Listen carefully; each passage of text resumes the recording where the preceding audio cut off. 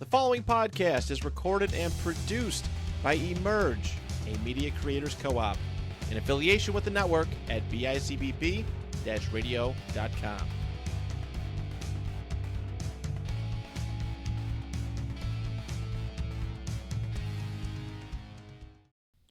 Welcome to 71Kicks. How we doing, everybody? It's Alec, Brandon, and Zach back here talking the game, the world's game. And, boy, you know, another fun week of exciting things. Well, I'm opening the show completely wrong. I say fun things, but we wanted to start talking first about some of the more serious stuff that's going on again.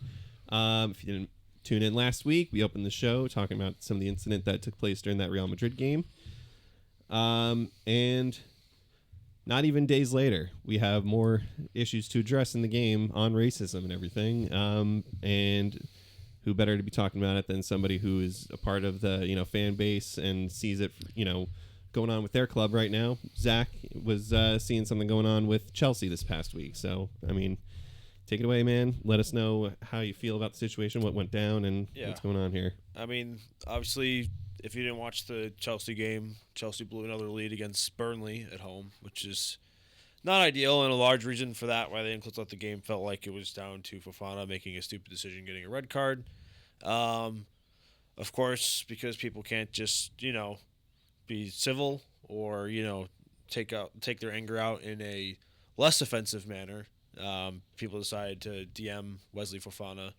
It was mainly monkey emojis and just calling him a monkey, which is just like, are we seriously still doing this shit?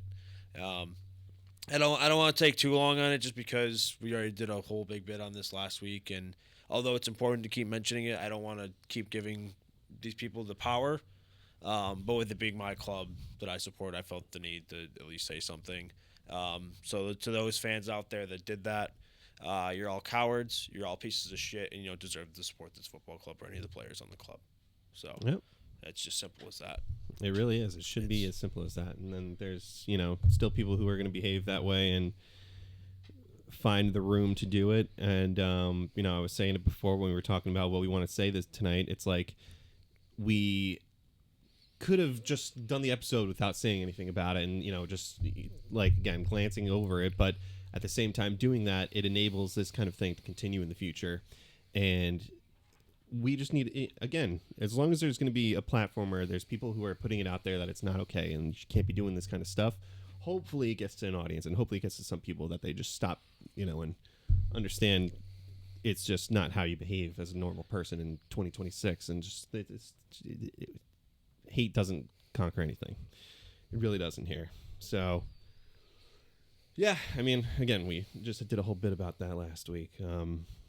But speaking of, other stuff that took place in, Chelsea's incident wasn't Champions League. It was the Real Madrid Benfica game in the Champions League last week that took place.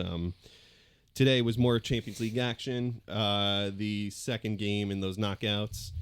And, man, I think the biggest highlight and thing that we need to mention here is Inter Milan getting knocked out by, I'm going to butcher saying it, but Brodo Glimt, whatever the team is, man. I think they're from Norway. Yeah. Where are they from? Norway. This is crazy. I think they're in the Arctic Circle, somebody was saying. I don't know if that's actually true or not, but apparently they're located in the Arctic Circle, which is why they have a AstroTurf field, because they can't. It gets so cold that they can't have grass. It's crazy. They beat Inter Milan on aggregate 5-2 in the Champions League here, folks. Now, Inter Milan, you're talking. They've just been competing in that competition for the past 5 years. They're a Champions League finalist. They've made it as far as they can. Twice.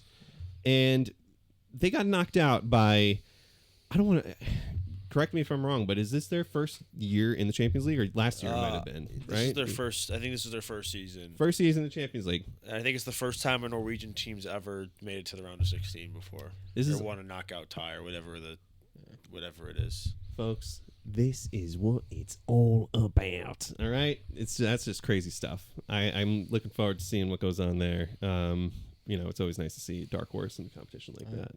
I think I had it pulled up here. If I didn't, I'll see what the potential bracket could be for them of who they could play. I think it was Man City or Sporting. Sporting, yeah. Two very interesting opponents. They've They've already already- beaten Who would City, you rather Already have? beat City. right? It's crazy because they've already beaten City and Sporting. They have been looking decent. What was that guy? They got a guy named Luis Suarez right now. They replaced Gyökeres with, and he's also scoring crazy goals for him. So that's gonna be an interesting one right there.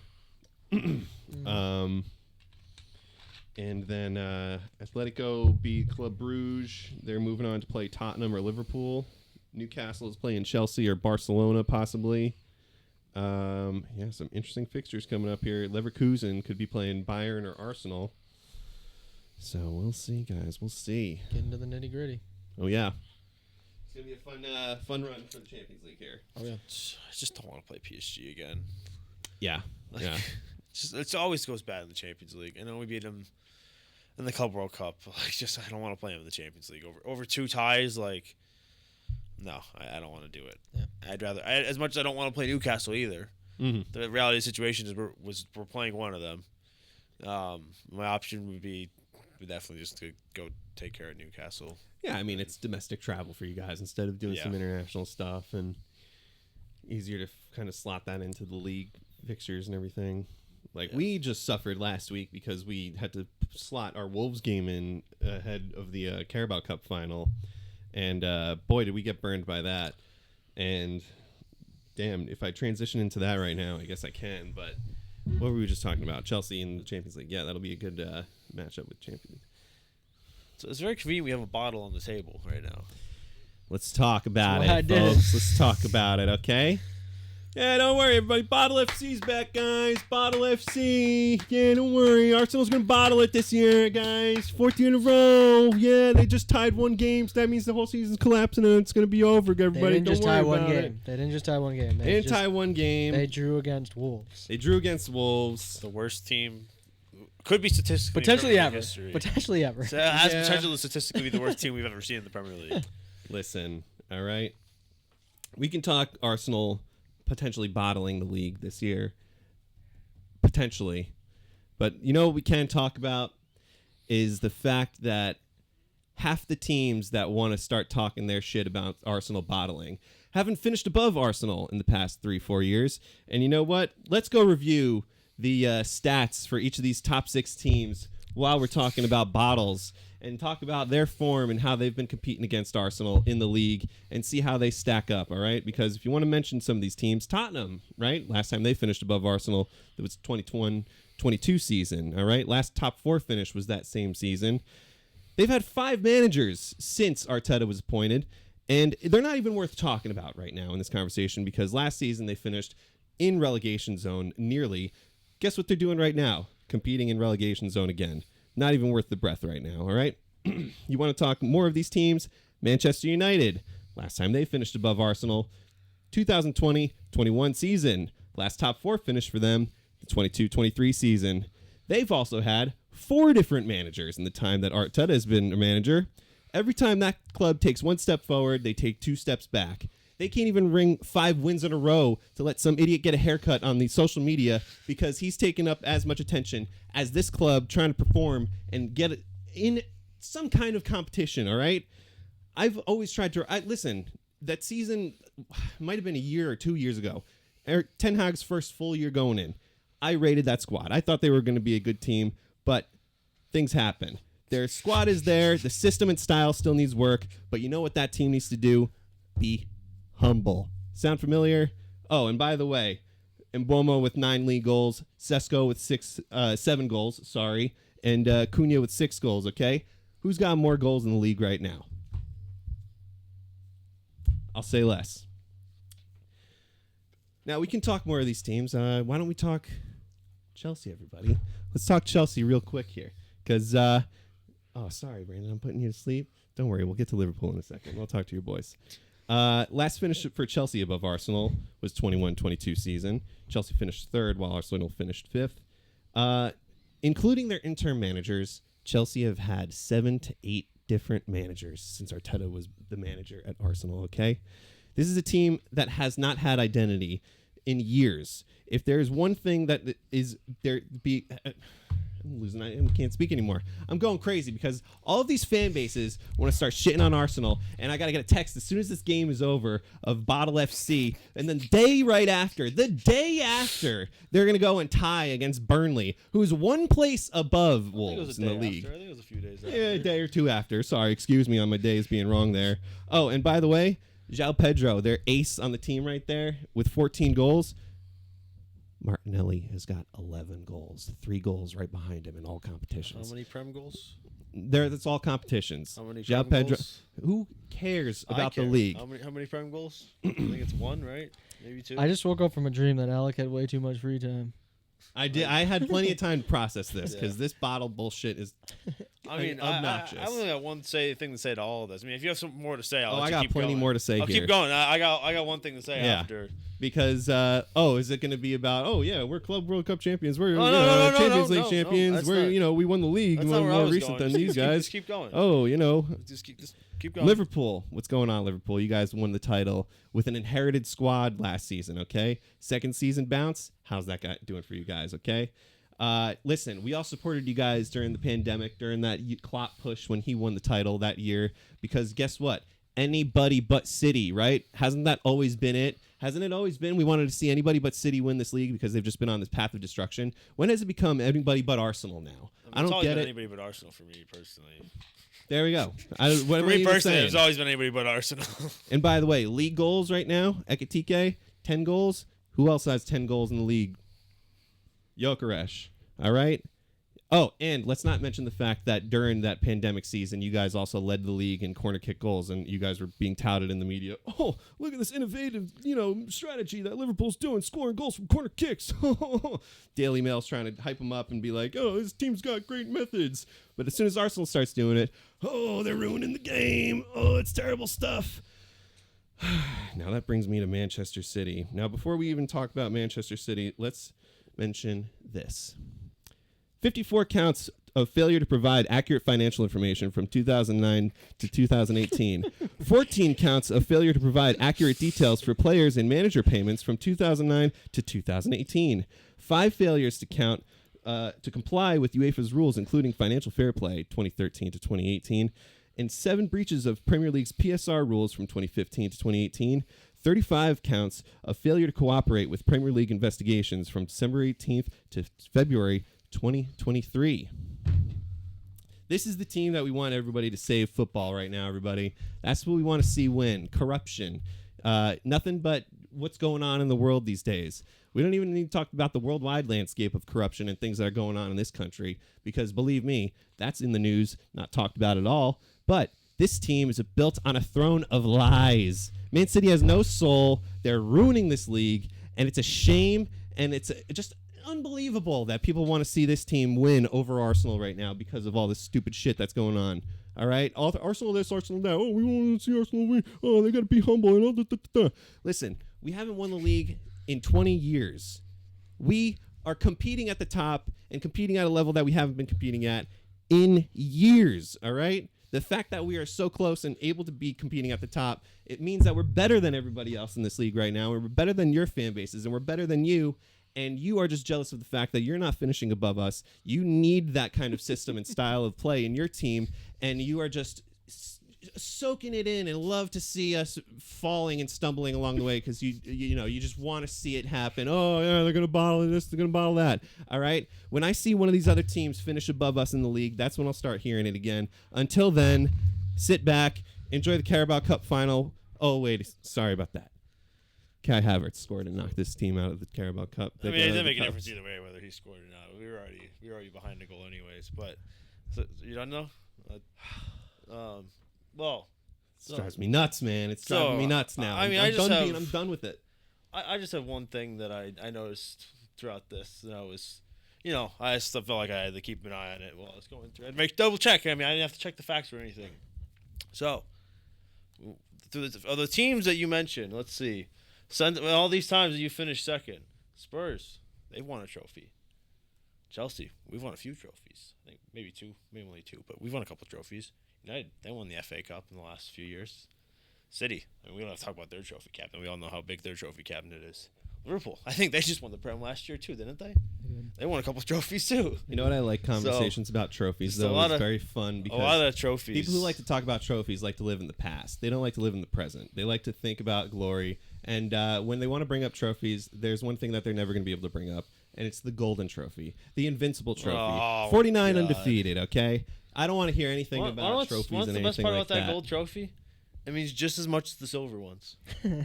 It means just as much as the silver ones. Do you know what trophies I like? I like the one with the big handles on the sides. You know, when you're the European champions, not just the champions of one country. When you're the best team in Europe, a whole continent rather than just England. I love being the neutral. And I love seeing all the ones that Arsenal have won. All the ones Arsenal won of those. Oh wait, there's a big problem here. We're missing. They haven't won one of those yet. Mm-hmm. And until they win one of those, I mean, you know what I mean? And even when they do win one of those, Chelsea will still have more. City will have the same amount. I mean, Spurs won't, but it's Spurs, so nobody really cares about them anyways. United will still have more. Liverpool will still have a lot more. So even when they do finally win one, if they ever win one, everybody still got as many or more. The only thing I have to say, because I am the neutral, hearing you talk about that, I love watching Arsenal. I love it. I love watching Chelsea. I like watching good football. However, you really sound like a Taylor Swift fan right now. You really sound like a Taylor Swift fan. And what I mean by that is Taylor Swift, great music. She puts out good music, right? The worst part about Taylor Swift is Taylor Swift fans and how weird and crazy and it's just a lot sometimes, you know? And Taylor Swift, you're great. Taylor Swift fans, I don't know. But you're starting to sound, it's starting to, it's getting a little similar. Because, unfortunately, we don't decide what happens on the pitch. We don't decide the 11 that's put out on the pitch. We don't decide the decisions. We don't decide any of this. We just get to watch, and we get to sit in our lazy boy and watch what happens. And the trajectory right now, as a neutral, is not looking too hot right now. So would you say as that the Gooners and the Swifties are intertwined as one? I think it's getting pretty close, and I think the reason, a major reason, a lot of people don't like Arsenal, and I'm not saying you particularly, but I think it has something to do with the Arsenal supporters and conversations like these. It may have a lot to do with those things you just mentioned. I've never been one to sit back and turn on Arsenal TV. I've seen clips. Oh, I have. I know you have. I love watching Arsenal. I've old seen some Arsenal clips. Fan TV. I've seen some clips. However, I think a main reason people don't like listening to Taylor Swift music is because they can't stand the Taylor Swift fans. I think a lot of people don't want to support Arsenal because they're sick of hearing. I'm not going to stand for this slander, all right? I'm not going to stand for this. I don't think there's any Listen. slander. I think it's just This slander. is I think bullshit. Hey. I think this is the perfect comparison. As a neutral, I think all that matters, it's like the fucking Buffalo Bills. And I Okay. hope they hear us. I'm going to say this. I'll agree that our fans are annoying. I'm not going to say we're as annoying as fucking Taylor Swift fans. all right? Honestly, I Because might go as far as saying that shut up. they could be more annoying It's than pretty Taylor close. Swift fans. It's pretty close. The way I hear people talk about soccer. Yeah. The way I hear people talk about soccer. Bro. Hey, whoa. Let's bullshit. hold on. Shit Let's on stay the soccer local. talk. I think Okay. the Buffalo Bills is a good example too. The way people talk about Josh Allen. Josh Allen is our quarterback. He's our MVP. He's a great dude off the field. Okay, but he hasn't won anything. You would act like he hasn't won anything. Arsenal you hasn't would- won anything. As a neutral, I think that's all that should matter. You would think that like the way Arsenal fans talk about soccer, you would think of that he's already won all these trophies. All right, no, and you he's got this to great stop captain, it before you even say anything he's- else. 'Cause and he's you're done not all even in the this. conversation about Saka amongst Arsenal fans at all this season because Saka has dropped off in quality immensely. No, and but it's I still. something that But fans this is see and my know. argument though. I still see videos talking about how great soccer is from Arsenal No. fans all the time. Oh, no. Every single day I see it. All right. Well, again, the delusional fan base and the crazy. Fan Speaking base of delusional, Oh, boy. you took Martinelli over someone last Pulisic, week. that's right. Yeah. Okay. No, I just want to hear And that. again, I'll mention in all competitions right now, João Pedro only has 3 more goals than Martinelli, and he's supposed to be claimed as this, crazy, amazing player and all that. But listen, Arsenal fans can be obnoxious, all right? We can be annoying. But I'd say in the past couple years, it's earned. We've earned that annoyance, and we've earned that badge of honor to be competing and just be sticking it to everybody, all right? Because you know what? Who cares if we're finishing second and not winning trophies? We're still finishing above everybody else. But And in we're the world of soccer, in the world of It's football, the trophies that people all care that matters is if you win. You're gonna trophies will matter, and again, we'll see what happens at the end of this season. As a supporter, though, you're gonna say you're not. Oh no, I'm saying that we do need these trophies, and I'm saying what I'm saying is You haven't said that yet. I'm talking about the current state. If we want to get to that point of everything, yes, we do need. What's the current trophies. state? We got like 8 games left. The current state is that we've still been competing at a higher level than we have in the past 10 years of me watching as a team. You haven't said that once. You haven't said that once. I can bring up these points. If you want me to say it, I can say it. I got other points I can make and everything that I can say like that. Okay, You know, it's have like the floor. we are competing, and we are competing for a quadruple right now. And the only other team that could compete and get that quadruple is our fucking kryptonite that we're still gonna beat and play against 4 other times this season, possibly. So it's insane to think that the trophies, again, that they haven't been there and everything like that, and it's to say that like, oh, they're going to bottle it right now and they're not going to win anything. We are competing for 4 trophies at the moment and could possibly win 4. If you talk to any fucking person with the right mind, they can say and know that Arsenal has a chance to at least win a couple of these trophies. And to think that, you know, you can exclude Premier League and Champions League, whatever you want. They can make a run in the FA Cup because you know what? You want to talk about the most trophies or anything right there? Arsenal have the most FA Cups in England. If you want to talk about the Carabao Cup, sure, we haven't won that one, but we're competing in the final for that. In the final. But how long do you want to How long do you just want to compete? Same thing again. Go back to the Buffalo Bills. How long do you want to just compete? How long do you want to make it to the So that's what we can get to that too. It's like the thing that has been glaring is Arteta's tactics and the fucking style that he's put into this team right now. Like I said before, you know, you want to talk about squads and everything. United has a squad of great fucking players right now, and it's taken a manager and Carrick to finally see that and play with a good system to put these guys to work and get the results on the field.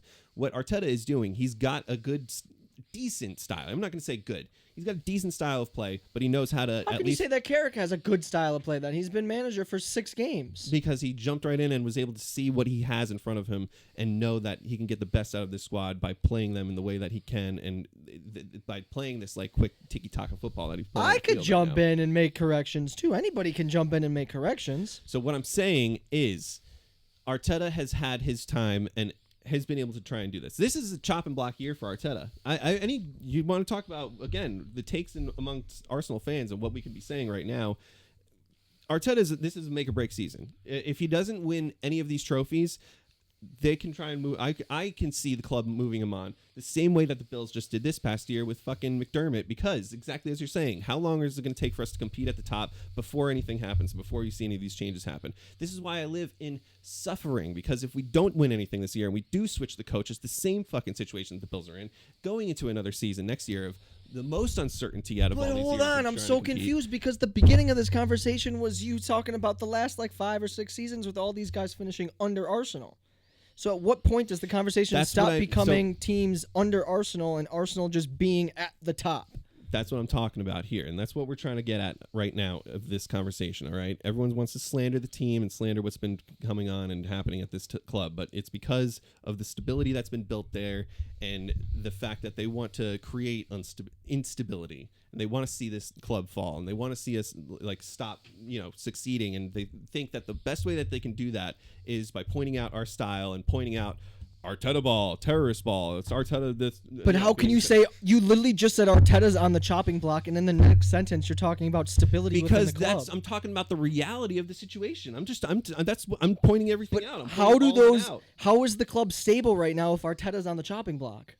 Because I'm bringing up the point that you are trying to make about trophies being what it's all about in the fucking league, all right? And that's exactly what I'm trying to bring it back around to. You want to talk about how trophies matter and are important in this sport, and it's because of that fucking reason that Arteta, if he doesn't do anything this year, is out. Do I want to see that happen? Absolutely not, because I've been an Arteta fan, and even in the dark times, you see this jersey right here? This is the dark days jersey. This is the, COVID years when we were in lockdown and losing or, getting one win out of like 15 or whatever that was. And Arteta was on the chopping block for the first time, and everyone wanted to see that dude out. But I was like, let's see it happen. Let's see what he can do. And what happens? We're competing. We're at the second place at the top.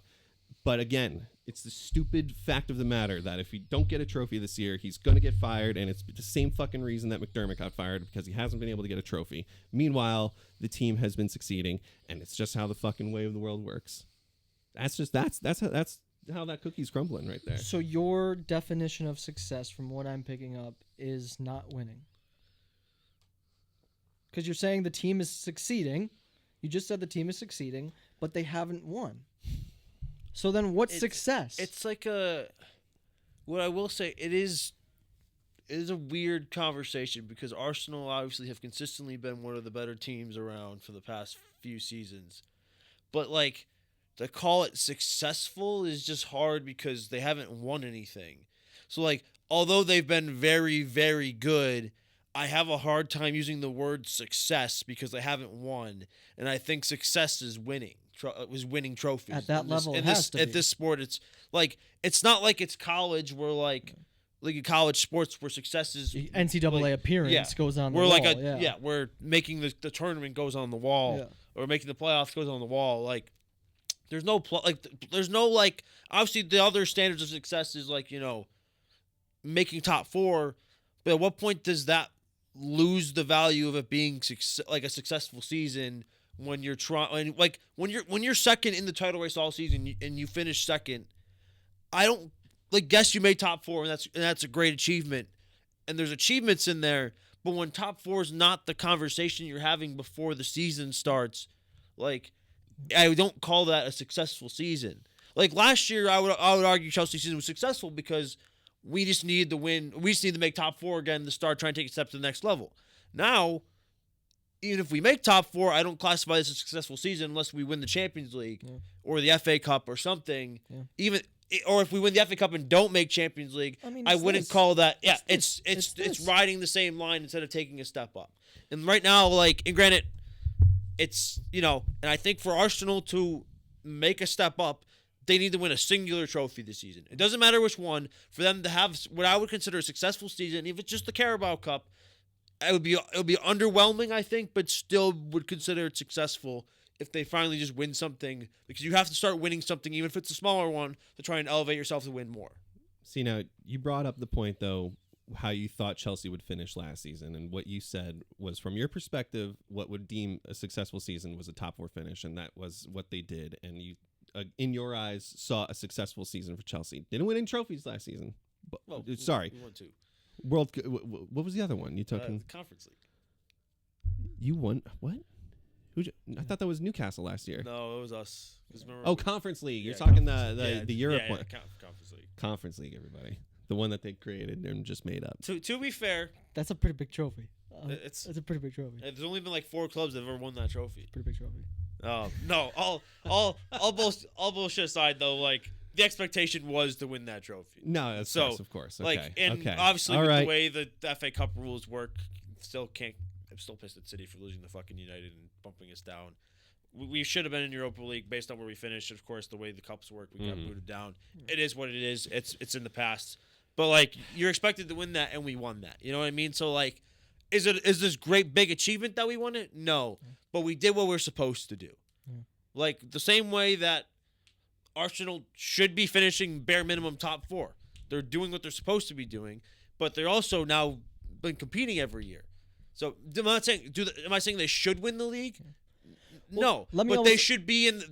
But the expectation should be Premier League or bust. Let me also make the comment too. The reason that the Bodo Glimt upset is so massive is because Inter Milan is a juggernaut, and they are expected to go further in the league. And the fact that they just lost, and that's why it's so big. It doesn't matter who the club is. Inter Milan just got knocked out. Doesn't matter who it is. Inter Milan got knocked out in the Champions League. Yeah. They're expected to be in the final. or the last 4. They're expected At least to be make a there. run. At The very least, make a run. At least Obviously, make a with Champions League, with the way that the draw can go sometimes. Sometimes you get a harder opponent early on. Yeah. Like if Chelsea gets PSG, we're probably not going to advance further than I would like us to. Yeah. Does it still make the season a failure? Absolutely, because at the end of the day, when you're in the Champions League, you know you're playing the best of the best every single game when you're in the knockout rounds. Yeah. So you have to beat what's put in front of you. You can't just be like, oh, like you're playing the best for a reason. You're supposed to be amongst the best. You have to beat the best. Yeah. But it doesn't mean it's not a failure Yeah. if you go out to that team. Like, granted, I think Arsenal is going to go very far in the Champions League, and obviously last year that's the other argument is like.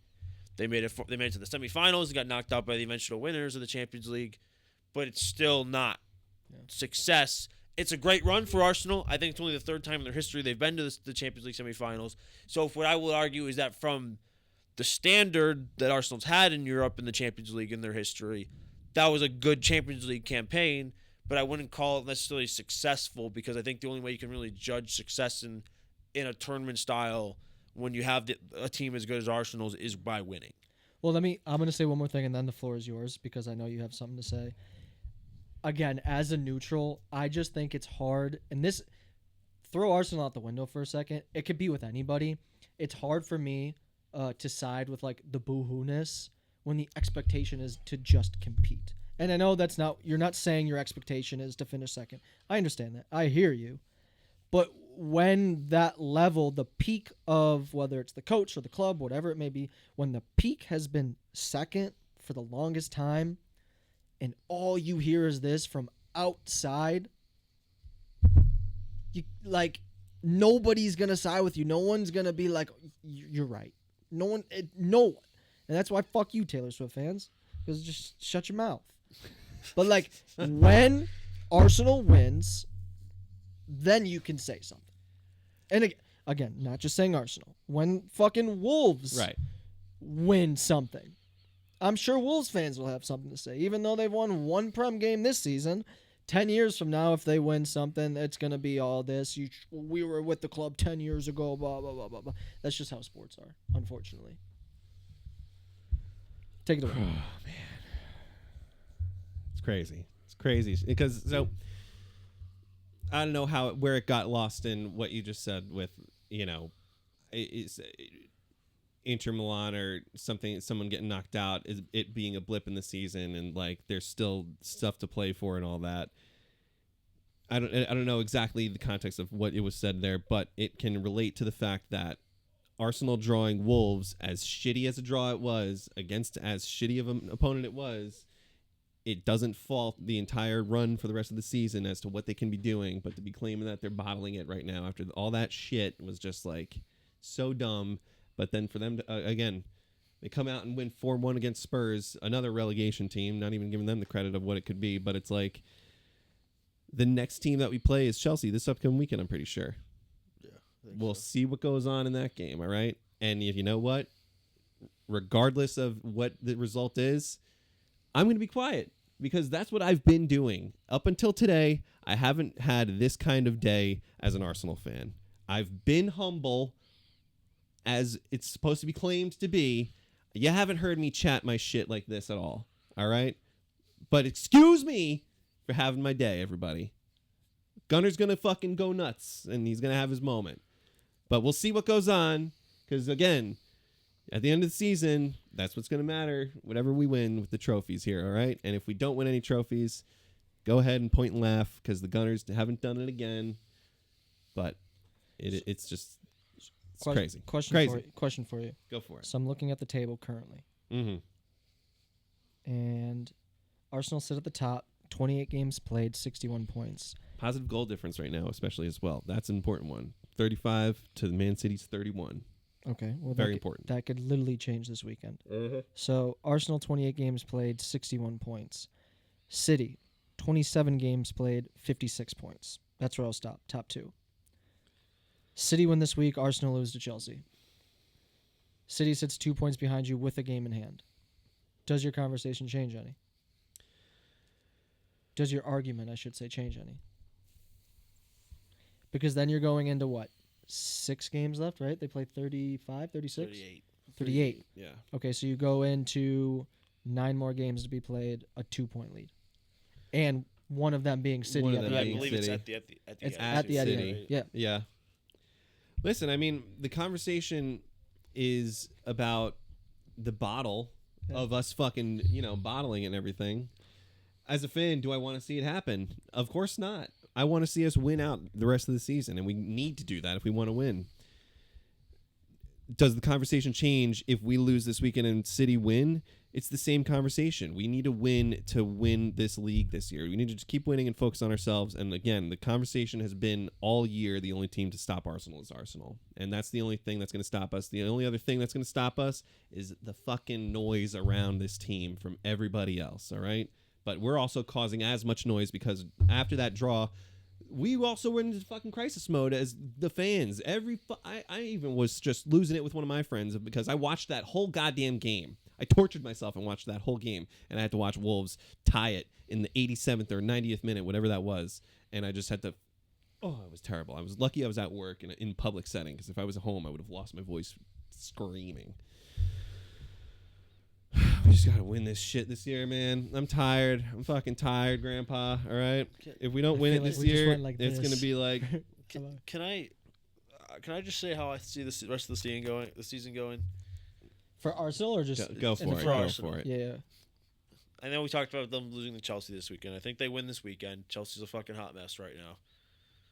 And then they got Just- Brighton.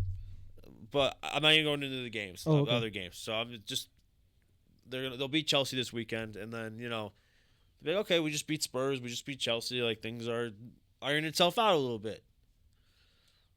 They go on a good run of games, and then we get to the Carabao Cup final. City win the Carabao Cup final. Now here comes the mental games. It's what do we have to do to beat this goddamn team? And it's just like going into that game at the Etihad. It's just like we've already lost to them now in recent time. It's only a few weeks ago. Now they're really shitting themselves. And that's where the bottle that everybody's talking about will come in is that game versus City. Because the last time they went into a game at the Etihad away at City when the title was on the line, Arteta made no effort to win that game. That I know what season you're talking about. Yeah, That was I think also it was- the season when we had Saliba with his first really big injury, and we had to go in with the back line with Gabriel and Tomiyasu, and maybe like Rob Holding thrown in there or something stupid. We had no defense that game, and City just demolished us. That was during the 22-23 season. I know exactly But- what season you're talking about. Even with that being said, though, Arteta went into that game with no clear intention of winning the game. And if he does that mentality again with that City game, Arsenal will lose the league. And I don't know if City's going to win that game because it'll be a completely different game than the Cup final. The Cup final, obviously, it's for a trophy. Wembley. Like it's Wembley. It's a neutral ground. Obviously, it's not at City's home ground. But if Arteta goes into that game, and it's not the only time we've ever seen him go into a game not looking for a win. If he goes into that game with the intention of let's get a draw, hold our lead, and then win our games, Arsenal will lose the league because it shows the mentality that everybody's been questioning them, and the mentality of the bottlers is that if they don't go into the mentality of we need to win this game, they will lose, and then they will lose the title because that's a 6-point game right now. Oh yeah. Obviously, with City still has a game in hand because there's the makeup because of the Carabao Cup final. Obviously, I think it was a relatively easy game on paper. I can't remember who it is. Palace. No, we're not in great form right now. They're a huge mess right now. I think City win that game. That puts them 2 points back. They win the Arsenal. If Arsenal go in with that mentality, I think City win the league. If And City, that's if that's City just the jump way. them at all, I think it's over. Yeah, I think if City at any point down this last stretch of 9-10 games, The mentality like isn't there. if they at any point end up in front of Arsenal in points and on the table, I think it's City's to lose at that point. It's over.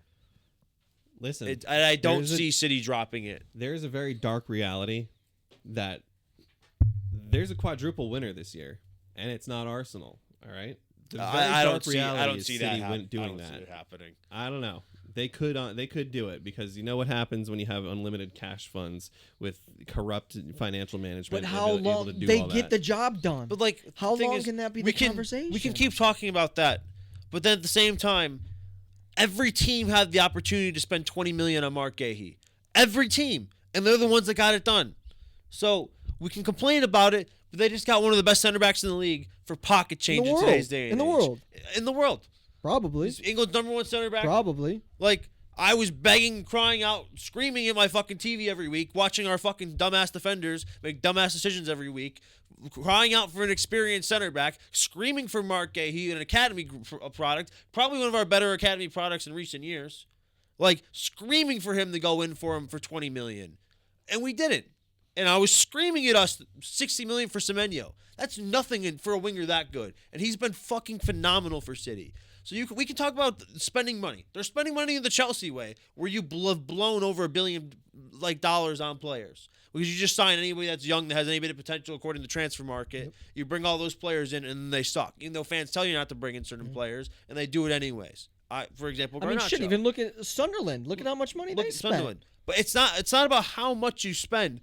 It's about the fact that you spend money and you spend it well. And as much as I hate to say it, City has spent a fuck ton of money, but it almost always ends up panning out for them. How many people can we look at that City have signed and say, wow, that really wasn't that good of a transfer, or that guy was kind of a flop? Yeah. In recent memory, Savinho? Maybe. Ake, maybe. Ake was great for a few years in there. Like, Ake during the treble or the Champions League run treble run was phenomenal. Yeah. Like, and that's my point. Like, if you want to go farther back, Mangala. Yeah. But that was really before City became what they are right now. Yeah. Like, and that's the thing is like just how many misses have they made in transfer decisions too? Yeah. Palmer and Savinho. That's probably the only two that they really fucked up on. Like, in terms obviously, there's some other players from their academy that are pretty good. Like Morgan Rogers is very good, but he had to go to Middlesbrough to really get himself shown. Like, and he was right? McAtee's okay, not great. Like, I wouldn't be like, wow, we're missing out on James McAtee. Yeah. Like, obviously, like we mentioned, Palmer's one. Sancho showed a little bit, made it think they were going to regret, and he didn't pan out in the Premier League. Like, Frimpong's good, but they don't particularly need him, and he hasn't exactly worked out in the Prem either. I know it's been a lot of injury issues, but as much as it drives me nuts because I want to see other teams be successful in the Premier League. Granted, I don't care. Like, and for me personally, with my dad and my brother being City fans, I'd rather them win over other teams. And they're, at the end of the day, they're a very similar model to Chelsea, where it's like they were taken over by billionaire owners and a lot of money was pumped into the club, and they had success. So it's hard for me as a Chelsea fan to hate on that. But they argue they're one Champions League away from doing it better than Chelsea have done it. And there's a lot of people that would argue that they did it better than Chelsea has, and I wouldn't disagree with you. Because at the end of the day, we haven't been in the title race in 9 years since we won the title in 2017. We haven't been fucking close. I just wanted us to. I thought we were going to be close this season, and we're so far off it. We're in a top 4 race, little top 5 race. If we get the 5th Champions League spot again for the Premier League, Chelsea might not even make it. So, as much as we can sit here and hate on City, and they've breached all these charges that are probably going to end up amounting to absolutely nothing, and that's going to hurt them in any way, shape, or form. They've spent money well. They've got a couple academy products come through, in Foden and Nico O'Reilly. They've sold well, Akanji and stuff like that. Akanji, I think he's just on loan, but they're probably going to sell him for make the money back on him. And he was only $15 million. He was fantastic for them. Mm-hmm. So we can keep hating on City all we want, but at some point, at what point is it just, oh yeah, they've spent all this money, or now they're just a good club? They're just a well-run, oiled machine. Yeah. And that's just really what it is at this point. And I would love to keep hate. I would love to hate on City and say that they're not but they took the Chelsea model, and I think they've perfected it. And they're, like I said, I value Champions League very highly. I think the argument of wanting to win a Premier League over a Champions League is a dumb argument. And I have a very, like I said, I've placed Champions League's very high value. But it's hard to argue that City have not surpassed what Chelsea have done as a club. And that sucks for me because I've been sitting here for 9 years wanting us to see us compete just in the Premier League. And if it wasn't for that one Champions League run that was, let's be real, like nobody expected us to win the Champions League that season, so it's a little fluky. We'd be in a lot different like state if we didn't win that Champions League. Like we'd be in the United conversations. Like that one Champions League is holding us is like propelling us like dangling us slightly above the United conversation. See, but I didn't even.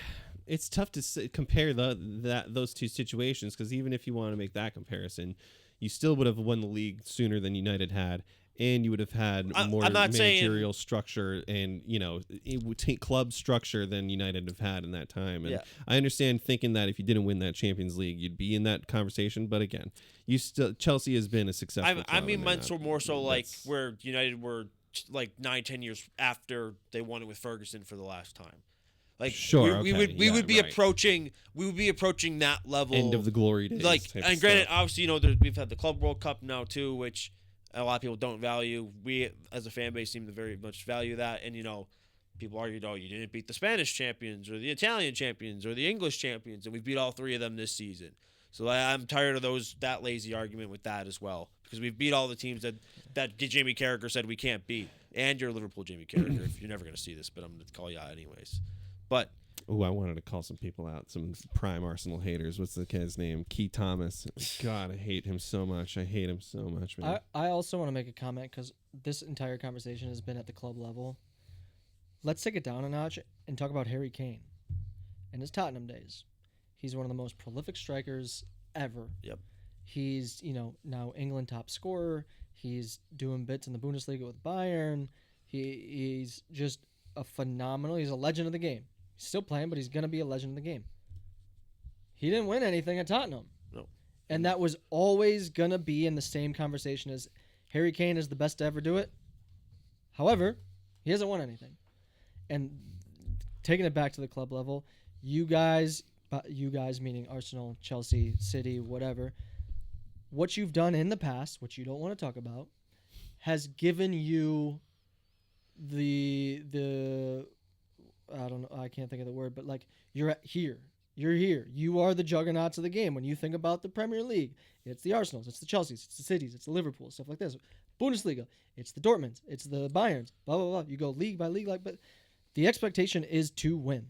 And if you're not winning, it like that's just bottom line. Yep. It doesn't matter how much money, it doesn't matter who's calling the shots, it doesn't matter who's on the field. If you don't win, change has to be made. No. And that's why the turnover is just constant in sports. Nobody in 15 years is going to look back and be like, "Oh, look all the money they spent to get there." Because at the end of the day, that is where sport, especially the Premier, soccer, football, so that's football, whatever you want to call it. Especially in today's day and age, it's all about the money. It's all about money in every single sport. But especially, when the way you get other players is by spending money, like that is just where the sport is now. And that's why teams like Juventus are struggling, because they just can't compete financially. Yeah. And that's why other leagues can't compete with the Premier League, why the Premier League keeps signing all these top players, because the only clubs that really can compete financially were Real Madrid and not even Barca to an extent. Like Barca have had to find different ways to make their team what it is right now. A lot of through their academy. But it's there's not a lot of teams can compete with the Prem in terms of spending power, and that's why the Prem is where it is now compared to other leagues, because of their willingness to spend, their willingness to create money, and the money that goes into this league with the TV rights and everything. That's why I'm tired of the money argument, because everybody spends money. Yeah. Nobody's team is just purely from their academy. Yeah. It's just not a thing anymore. Mm-hmm. Yeah. Everybody has spent a lot of money to get where they are now. Yeah. You don't get where you are without spending a lot of money, unless you have basically Barca's academy, where you find Lamine Yamal and you get somebody that could have been an 100 million plus player for nothing, and some of the other players they have in their team, like the Casadus and the what's the center back? I'm drawing a complete blank on him. Kubarsis and the Mark Bernals, and obviously back in the day when they had Xavi and Iniesta, Busquets, like when you just have a factory of an academy, you can get away with that. But nobody has that besides Barcelona. I even saw a stat today. Inter Miami, granted it's the MLS, but Inter Miami, their roster is 83% not American. Yeah. Mm-hmm. So you want to talk about the academy and of the game growing in America and shit like that, but one of the, probably the biggest club in the MLS, arguably. It's not obviously it's crazy because they've only been around for a few years, but like with the I Messi, think but like you have Messi, Yeah. like that's why they made that move for Messi. Yeah. Like you have Messi and you have David Beckham as an owner. Right. Like, But that again, and I'm propels just saying, you, even in a league like the MLS, which now is probably in an argument, but it's not coming from academy levels. No. It's all this. It is all this at all levels. And if you can't win with what you're dishing out, then you need to change. Something needs to change. Someone needs to go. It's a fair point talking about city spending being wise spending because it's fair to say that they were smart with their investments and things like that. Did they overspend in some departments in some aspects at some points? Sure, Jack Grealish being $100 million and then only having his splash in the pan season, and then he's still trying to find that kind of season again. We could say that kind of stuff. It's a fair point there. Listen, this was all a very, very solid episode of conversation here and everything. I feel we might be getting to the end, but one thing before we get out of here, because he brought up a very important player, Harry Kane, right there. Now that's a great conversation about success, and when you want to talk about a player's career and everything, he was on track to becoming England's top scorer. And if he stayed at Tottenham for maybe like another year, or if he, went to United, because I think that was his option. He was either Tottenham, United, or go to Bayern. But if he stayed in England, he had another 2 seasons at least to become the top scorer in all of England. Now, would you trade, because he went to Bayern and he's winning trophies there now, would you trade your trophies at Bayern with your club to become the top scorer for England, or would you still go for the trophies at Bayern? Bayern. I'd rather go for trophies. See, Granted, if he broke Alan Shearer's record, that's phenomenal. There's no discrediting that whatsoever. But if you score 270 goals, I can't remember. I think the record's 252 maybe or 260. Kane's is 250 something. Yeah. No, Shearer's record overall, I think, is in the Prem is it's somewhere in that 250 to 260 range. He's like 20 goals away. Yeah, it's something like that. Shearer's might be at 270 and Kane's at 250, but yeah, something like that. Yeah, that's the only time I'll say that second place I'm okay with. When you're on a list of the top scorers of all time in the Premier League, you put me in top 10, and I'm like, all right. I'd rather be winning trophies at the club level. If you gave me the option right now of win one Premier League and just be like a bang average Premier League player my entire career, or win 0 Premier Leagues and be the Premier League all-time top scorer, I'm taking the one Premier League. Yeah. No. I'm taking the one Premier League. No 100%, shot. Guys, I don't 100%. you are in history until that record is beaten. You can have other teams come and win the league, and you can have other guys come and do that any other season, but you're not going to have any other kind of player come into the league in that time, however long it takes, and takes that from you. You are look at Jamie Vardy. He's still the only player to score in, I think, however many consecutive games that was. I think 11 or 12, 13, however many, but he's the only guy to do that, and nobody has touched that since. Then answer me this then. Who are the top 3? Well, I'll say who are the top 4, because you already know the top 2. Who are the top 4 Premier League goal scorers of all time? That's exactly the conversation, and that's what. Right. So tell me. No, but tell me, because your conversation is you're embedded in history. So tell me who they are. Right, but that's what I mean. It doesn't matter who the other names are, because whoever is at the top of that list is the one that you need to beat. Who's in the list then?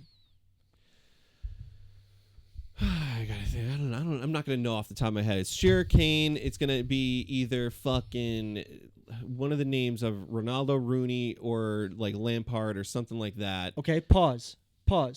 How many players from the Invincible season can you tell me? As a top scorer? No, just how many players from the Invincible from team? That team? From the team.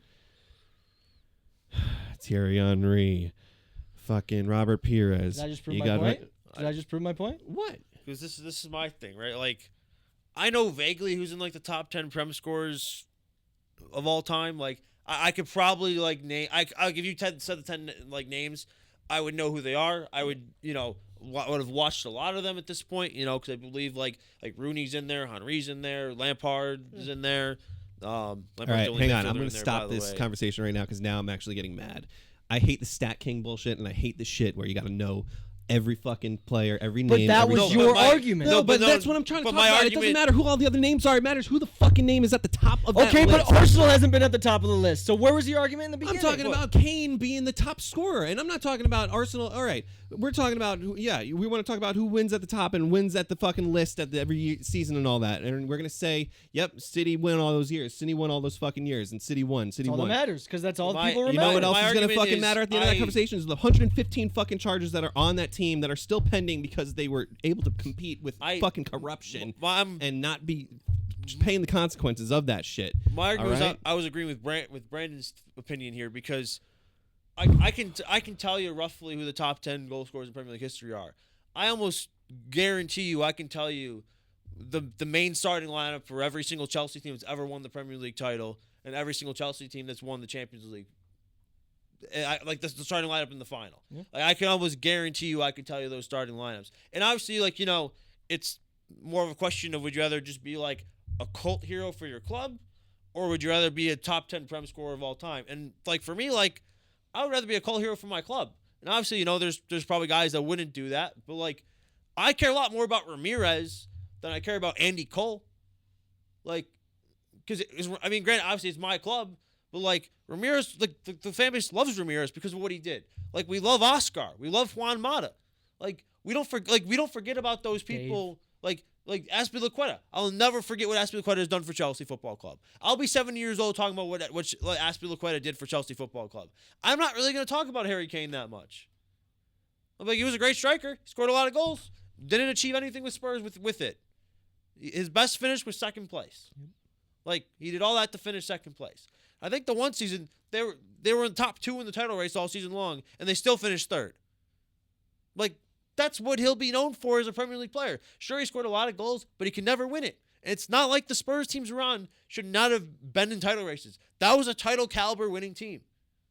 But they just were never good enough. They never did it. And was that Kane's fault? Not necessarily. But there's a lot of times when Kane did nothing in big games. So like those and that's one of the reasons. That's what the supporters remember. And that's one of the reasons why like Chelsea fans defend Drogba so religiously. Sure, he only had 2 seasons where he scored over 13 goals in the Premier League. He had like 20, and then he had the 2010 season where he was just unbelievable. Like, but whenever it mattered, whenever we needed somebody to score a goal, pretty much the entire time Drogba was at Chelsea, he was the one motherfucker that said, fuck this, I'm going to score a goal, and he did it almost every single time.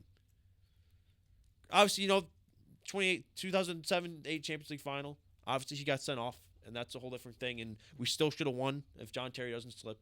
And that's a whole, obviously, can of worms we can open up there. But in general, the reason why Chelsea fans defend Drogba so religiously is because of what he won. Like, asking me, like, if you ask me right now, like, would I rather have Didier Drogba's career or would I rather have Harry Kane's career? It's Didier Drogba's without a second of a doubt. Like, without a second of hesitation. He won 3 Premier Leagues. He won might have been 4 Premier Leagues. Yeah, 4 Premier Leagues. He won a Champions League. Like, and he still scored a fuck ton of goals. Like, where Kane, he's got what, a Bundesliga? Yeah. He'll probably have another one this year. And then, you know, however long he stays at Bayern, he'll probably win one every year he's at Bayern. And he might get a Champions League at some point. Yeah. But like, in the grand scheme of things, like whose career would I rather have? Like, and that's not even talking about international success. Like, he won the AFCON. He stopped the war to win AFCON. Like, you know what I mean? Like, and that's the stuff. And granted, obviously, that's a crazy situation that majority, almost every other player is never going to experience in their life. But, like, that's the kind of stuff that, like, writes you into the history books. Like when you're, like, if people are learning about African history and, like, a history of Ivory Coast, they're going to hear about what Drogba did for the people to stop fighting. Like, he stopped the civil war in his country. That means more, as much as anything. You know what I mean? Like, it's something you can't put numbers on. Like, there's no stat for that. Like, that is just something that, like, writes your name into the history books. And, like, Kane's great. He's going to be in the history books for all the goals he scored, but there's going to be, like, an asterisk next to it of, like, never won anything. And that's just, you know, like, and I understand, you know, like, it's, like I remember Stephen A. Smith asked Cam Newton, would you rather have your MVP or would you rather won that Super Bowl? And he said the MVP. And I think he's absolutely out of his goddamn mind. Yeah. Because if you ask any other MVP in probably history who didn't win the Super Bowl, if they'd rather have the MVP or the Super Bowl, they'll probably tell you the Super Bowl. Yeah. Because that's what it's all about. Yeah. Like, the MVPs are great. Individual stats and trophies are always fantastic. Like, and nobody's ever complained about winning one.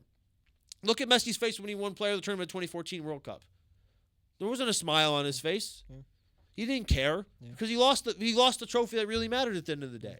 Look at changing sports, but look at Nathan McKinnon. Yeah. He just received the silver medal for Canada. Look at Crosby face. I waited 16 years to see that face on Crosby. Yep. Like, it's these. They don't. It doesn't matter what you've won, like on a personal level. It's about what you've done as a team, and the team trophies are what really matter. And that's the way I looked at it. I don't discredit, people that prefer the personal glory, but for me, I just think it's more about what you've achieved with the club, and I think most players from that standpoint would look at it. I'd rather have won trophies than won the individual trophy. Yeah, I hear that. I hear it. I know exactly. It's all fair points. That's what I mean. This is all like, it's all fair points that we're making here, and it's not like anybody's wrong in any of these conversations. Like it's perspective stuff with all that. Like, makes me think of like 2K too, when it's like when they ask you the press conference. You guys ever play 2K? When they ask you in a press conference and you have an answer and it like gives you the options of your answers, and you can either get like team morale is up, or then like the fan base is up, or like social media followers is up. So there's no right or wrong. It's all personal preference. Exactly. And obviously there's that's terrible Ronaldo Piers Morgan interview was like, oh, I don't care if I win the World Cup. He absolutely fucking cares if he wins the World Cup.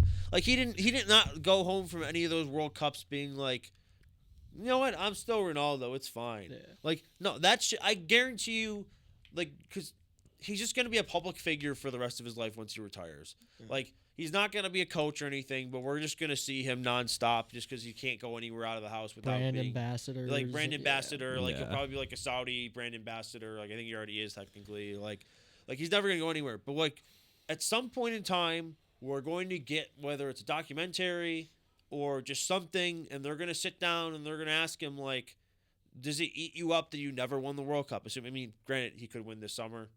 I don't think Portugal will win, but he could win theoretically. But if he never wins one, they're going to sit down and be like, does it eat you up? And when he's 60 years old, he's going to be like, yeah, that shit kills me. Yeah. Like. Yeah. I mean, again,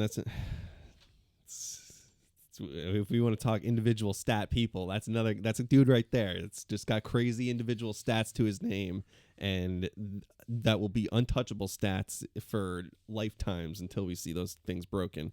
Him and Messi, both record setters in their own regard. It's crazy. But we'll acknowledge the U.S. winning the gold medal this past weekend. We should No, let's talk about the U.S. women's winning the gold. Exactly. How about that's that? who we're talking. Yeah, that's. How about that? We say U.S. winning USA gold this weekend. women's. That's who we're talking about. Gold the U.S. medal. women's winning. You go fucking win that gold, all right? And then you go. Never mind. We don't need to say. Jack what else Hughes, you're a beauty, but so are you, Megan Keller. So are you. Mm-hmm. And if there's any team to follow in the post-Olympics run, go watch what the women's team is doing. Who cares about what the men's team is doing? Because they can go do whatever they want. Oh man, this is a fun one. See, I like this. I like this kind of stuff. Some would say these are some heated rivalries tonight. Whoa! We'll see you at the cottage, bud? Yeah. Oh yeah. If that's a reference from the show, I only watched like the first 10 minutes. Damn, y'all. All right. We'll come back next week. It's going to be post Premier League action. We're going to have the Champions League table sorted and figured out. Maybe we could do something next week with that. We'll predict we'll have our Champions League brackets picked out, and then we'll see who's going to make the run in that tournament and have that conversation. Till then, folks, keep watching, keep liking, keep subscribing, all that fun stuff. We'll see you later. Bow.